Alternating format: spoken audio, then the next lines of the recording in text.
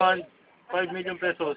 President Noynoy Aquino, President Juan Ponce Enrile, there will be no negotiation.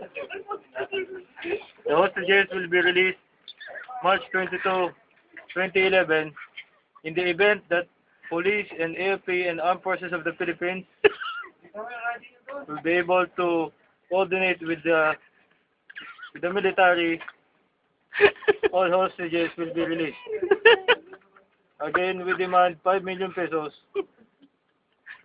No taxes. At the same time, no negotiations. We shall meet. We shall call. We contact. We will demand more hostages in the event that all the rules does not comply.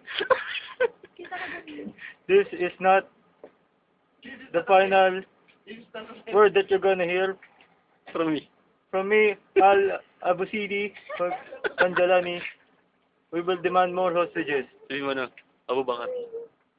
In the event that I will not receive 5 million pesos in the said event, we shall kill 10 more people, hostages in Maguindanao, and more in Palawan.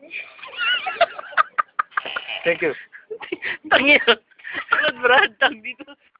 Alam mo na ikaw dapat eh.